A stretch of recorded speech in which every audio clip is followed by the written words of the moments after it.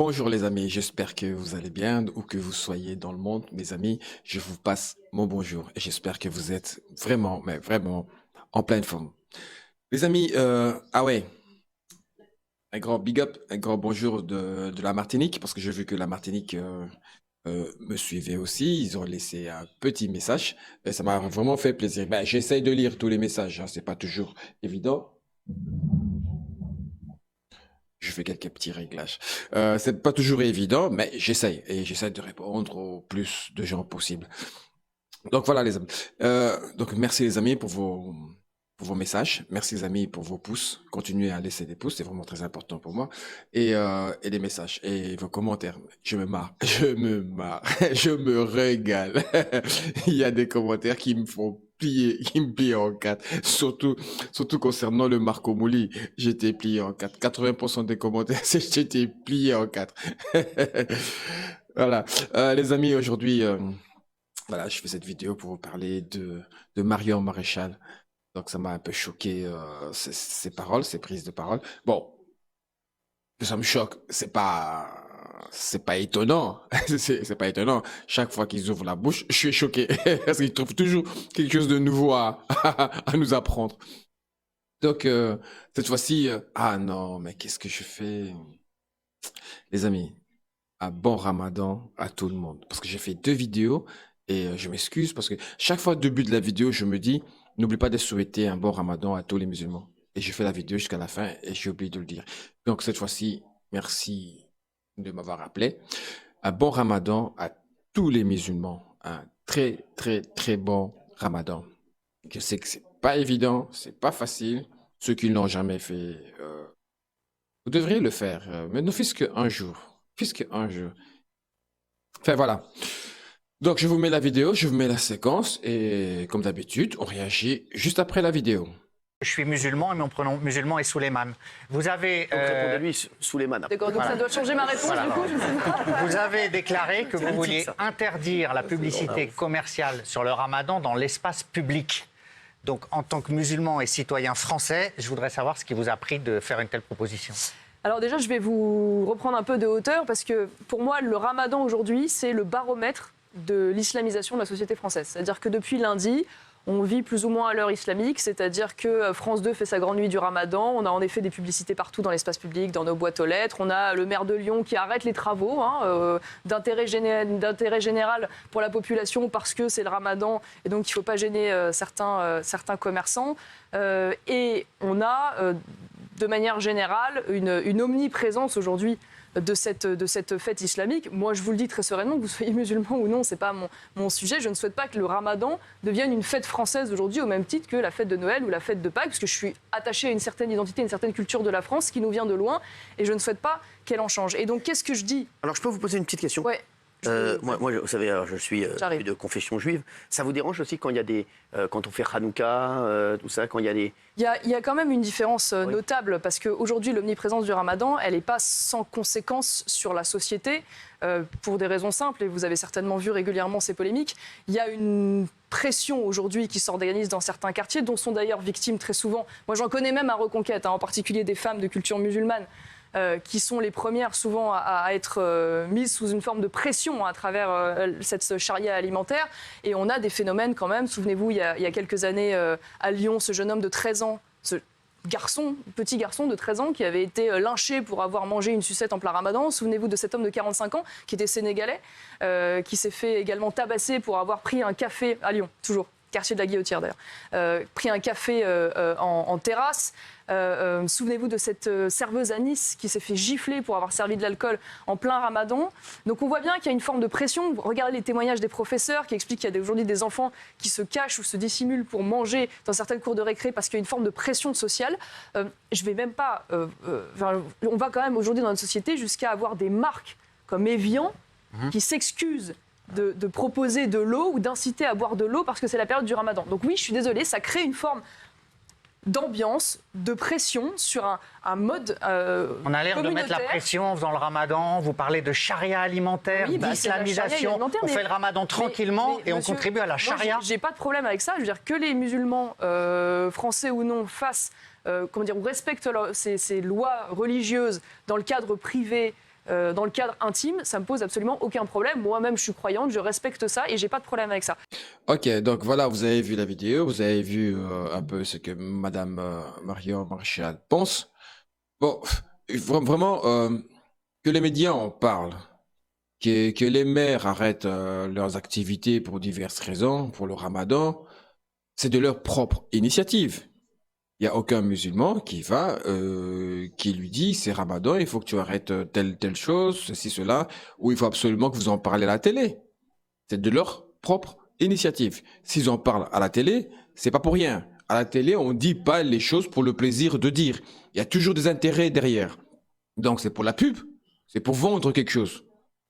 Donc ils font de la thune. Donc c'est pas la faute aux musulmans. Les médias, les publicitaires et tout profitent du Ramadan pour faire du profit.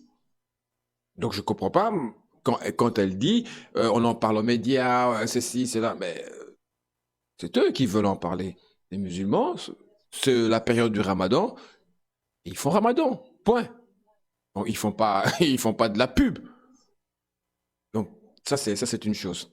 Alors quand il y a la Nouka par exemple, la fête juive à l'Élysée, c'est pire encore que les médias et tout. Ça, c'est carrément à l'Élysée. Là, elle en parle pas. D'ailleurs, Cyril lui pose la question. On voit bien qu'elle botte en touche. Elle n'en parle pas. Elle ne répond pas à Cyril. Bon, maintenant, Cyril ne lui pose pas la question franchement non plus. Hein.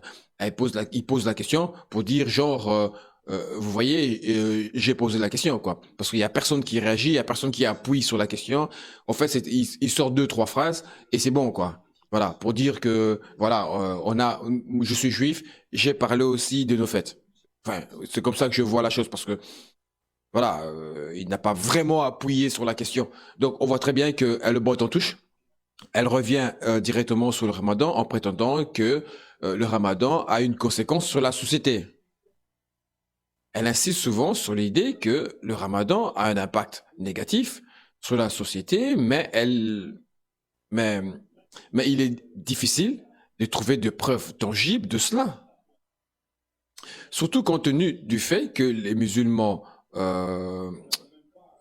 français qui pratiquent le Ramadan en France depuis des années sans que cela provoque de problèmes majeurs.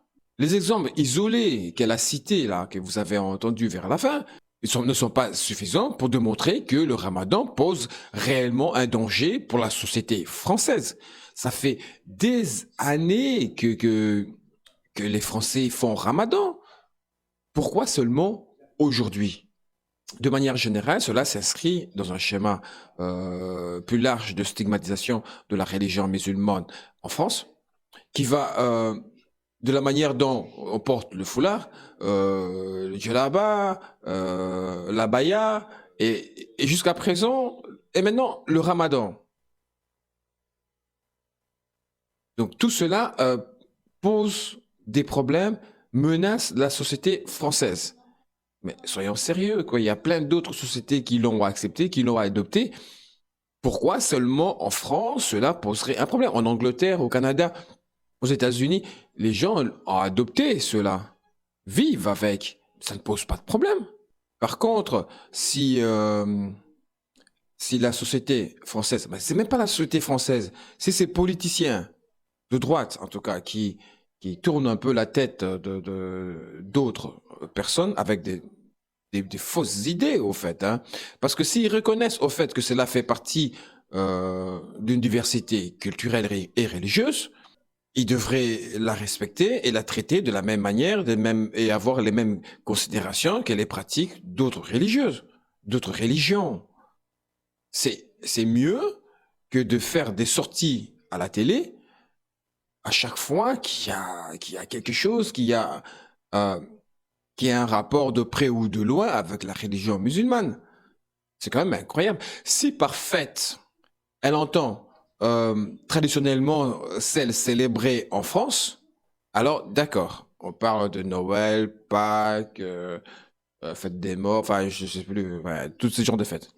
Mais si elle entend par là les fêtes spécifiques à la France, non.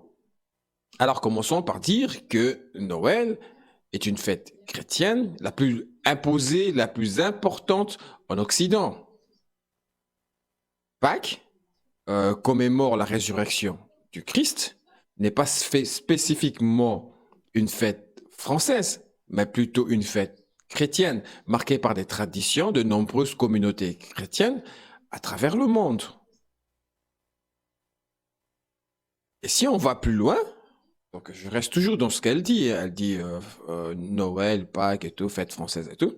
Si on va plus loin, on prend par exemple Noël, l'empereur romain Constantin, il s'est converti au christianisme et a choisi de célébrer la naissance de Jésus le 25 décembre.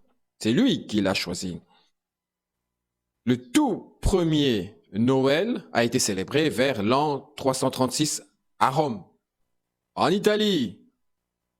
Donc, on pourrait dire que Noël est d'origine italienne et non française. Alors, quant aux fêtes propres à la France, on peut mentionner des fêtes comme le 14 juillet. Oui, ça c'est une fête propre à la France. La Chandeleur, le 2 février, ça c'est une fête française. Le nouveau Beaujolais, ça oui. Le 3e jeudi de novembre, oui, etc. Ça oui, c'est des fêtes françaises. Alors, deuxièmement, je ne comprends vraiment pas. Et je comprends vraiment pas pourquoi cette question est soulevée. À ma connaissance, personne n'a jamais diffusé ou promu le ramadan à la télévision. Je parle des musulmans, hein. Je parle des musulmans. Ce que font les médias, et ça c'est leur problème. C'est leur choix. S'ils veulent augmenter leur audimat en parlant des musulmans, parce qu'ils veulent que les musulmans regardent leur chaîne, ben, libre à eux. Chacun est libre. Eux, ils font ça par profit. Aucun musulman n'a demandé à ce que le ramadan devienne une fête nationale. Pourquoi personne ne lui pose la question sur le plateau de savoir si elle se sent menacée par le ramadan? Donc elle a quel âge maintenant? Elle a une trentaine d'années, je crois. Donc depuis 0 jusqu'à son âge actuel, elle s'est jamais sentie menacée par le ramadan. C'est seulement aujourd'hui, cette année, en 2024. En 2024, elle s'est dit, ouh, je vais pas pouvoir manger. Mais non, ma vieille, tu peux faire ce que tu veux, toi. Fais ce que tu veux. Laisse ceux qui veulent pas manger, ne mange pas. Laisse ceux qui veulent pratiquer leur tradition, laisse-les les faire. Je vois pas. En plus, le mec, il mange pas, il est faible. Qu'est-ce que tu veux qu'il fasse? Il peut rien faire. Quelle folle. Et regarde bien, de toute façon, en regardant, vous verrez que c'est souvent eux qui en parlent des musulmans. Hein. C'est souvent eux qui font le plus de bruit sur le musulman. Mais vous avez remarqué ce qui se passe en Angleterre? Je sais pas si vous avez vu. Oh, j'ai plus la vidéo, mais sinon je vous l'aurais mis. Les gens sont en train de prier dans la rue. Le maire, il a annoncé carrément l'inauguration, enfin, comment on dit, le départ du ramadan. Le maire, un maire. Mais pourquoi ça? C'est pour le bien-être, pour un vivre en harmonie, vivre en commun. Comment veux-tu que des musulmans soient haineux envers vous si déjà des exemples, vous leur donnez des exemples pareils? Un maire qui annonce le départ du ramadan, on laisse les gens prier où ils veulent parce que s'il n'y a pas assez de salles ou c'est là, je ne sais pas très bien pourquoi ils priaient dans la rue, mais je suppose que parce que sûrement les mosquées étaient pleines. Ça n'a dérangé personne, on ne voit pas des scandales. Donc, avec cela, ça ne peut que forcer les musulmans anglais de vivre en harmonie avec l'Angleterre, avec le peuple anglais, parce qu'ils se sentent aimés et acceptés. Enfin, c'est mon opinion. Et avec tout ça, le pays n'est pas devenu musulman. Hein. Le ramadan ne s'y est pas imposé non plus. Hein. Malgré que le maire déclare l'ouverture du ramadan, le pays n'est pas devenu... le ramadan ne s'est pas imposé dans le pays. Hein. Quand le ramadan sera fini. Hein. C'est fini, on passe à autre chose. Hein. Donc, Marian dit que la France est un pays chrétien, ok, d'accord. Mais remarquez, les amis, les églises sont de plus en plus vides. Le dimanche, je me rappelle, moi, quand j'étais petit, tu passais devant une église, c'était bourré. C'était plein. Tous les dimanches, c'était une tradition. Tout le monde allait à l'église. Tous les chrétiens allaient à l'église. Ouais, ouais. Mais aujourd'hui, il n'y a plus rien. Parce que il y a simplement une évolution, en fait. Les gens évoluent. De plus en plus, la, l'Occident, je veux dire, devient de plus en plus athée. Enfin, de mon point de vue.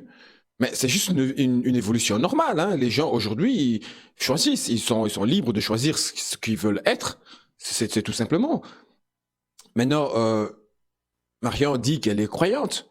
Mais si tu es croyante, Marion, si tu es chrétienne, bon, commence déjà par aller à l'église le dimanche. Le vendredi, tu sais très bien qu'il faut pas manger de viande et tout. Hein. Corrigez-moi si je me trompe. Et n'oublie pas que un des commandements de la Bible, c'est ne juge point de peur d'être jugé. Ok? Ça, c'est dans la Bible aussi. Donc, arrête de juger le musulman. On va dire, ouais, mais je ne juge pas, c'est un constat. Non, non, c'est un jugement que vous faites, c'est pas un constat. Si c'était un constat, il y a longtemps, vous l'aurez fait. Pourquoi aujourd'hui? Parce que le ramadan a toujours existé. C'est juste, c'est juste des théories haineuses, déverser juste la haine. Voilà, t'as une émission où on te donne une tribune pour pouvoir déverser la haine. C'est une émission populaire qui touche 1,3 million à 2 millions de téléspectateurs vers la fin de l'émission. Voilà, tu as l'occasion de déverser ta haine et de convaincre des personnes qui sont déjà convaincues par vos propos. Ben, franchement, quoi, le ramadan devient une fête française. C'est du n'importe quoi. C'est tout simplement absurde.